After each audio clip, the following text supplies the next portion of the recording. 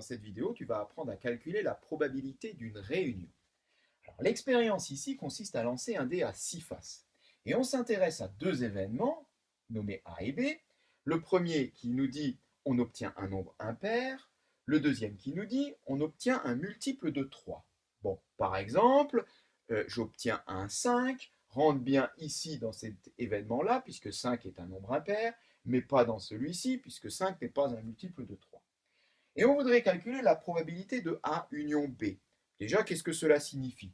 Bien, cela signifie que je voudrais calculer la probabilité que l'événement A ou l'événement B se réalise. Au moins l'un des deux. Eh bien, concrètement, cela veut dire que je cherche à calculer la probabilité d'obtenir un nombre impair ou alors un multiple de 3. Ou les deux. Si les deux se réalisent, si le nombre que j'obtiens est à la fois impair et un multiple de 3, ça rentre aussi là-dedans. Mais pour ça, on dispose d'une formule qui est la suivante. P de A union B est égal à P de A plus P de B moins P de A inter B. On va voir tout de suite ce que cela signifie A inter B. Commençons déjà par calculer P de A, la probabilité que l'événement A se réalise. C'est-à-dire la probabilité d'avoir un nombre impair. Il y a des nombres impairs, j'ai le 1, le 3 et le 5. J'en ai donc 3 des nombres impairs, il n'y en a pas plus. J'ai donc 3 issues possibles à l'événement A. Sur combien d'issues en tout? C'est un dé à 6 faces, donc sur 6 issues en tout. 3 sixièmes, qu'on peut simplifier, si on le souhaite, en 1 demi. La probabilité que l'événement B se réalise. On obtient un multiple de 3. Alors, un multiple de 3, bien j'ai 3, c'est le premier. J'ai 6, c'est le deuxième, et ensuite, eh bien, on quitte le contexte du dé, donc ça s'arrêtera là. J'ai donc deux issues possibles pour l'événement B.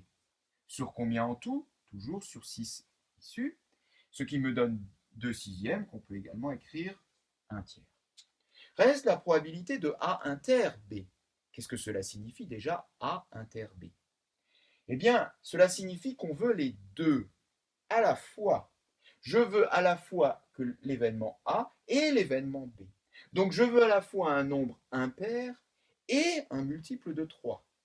Ça nous donne quoi ça? Un nombre qui soit à la fois impair et multiple de 3.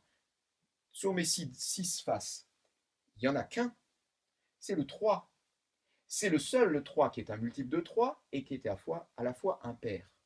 Du coup, la probabilité que les deux issues à la fois se réalisent est égale à une seule issue sur 6 en tout. J'applique maintenant ma formule qui me dit P de A union B est égal à P de A, je l'ai ici, 1 demi, plus P de B, je l'ai ici, 1 tiers, moins P de A inter B, 1 sixième. Alors, bien ça, va falloir le mettre au même dénominateur, ça tombe bien, on les a déjà ici, on les avait simplifiés, on n'était pas obligé de le faire, tout simplement plus présentable, et on peut reprendre les valeurs qui sont ici. Donc, pour P de A, ça va donc me faire 3 sixièmes, pour P de B, ça va me faire 2 sixièmes, pour P de A inter B, je le garde, 1 sixième. Eh bien voilà, on est au bout. 3 sixièmes plus 2 sixièmes, 5 sixièmes, j'enlève 1 sixième, il me reste 4 sixièmes. Il me reste 4 sixièmes et on peut conclure la probabilité de A union B est égale à 4 sixièmes, ça se simplifie en 2 tiers.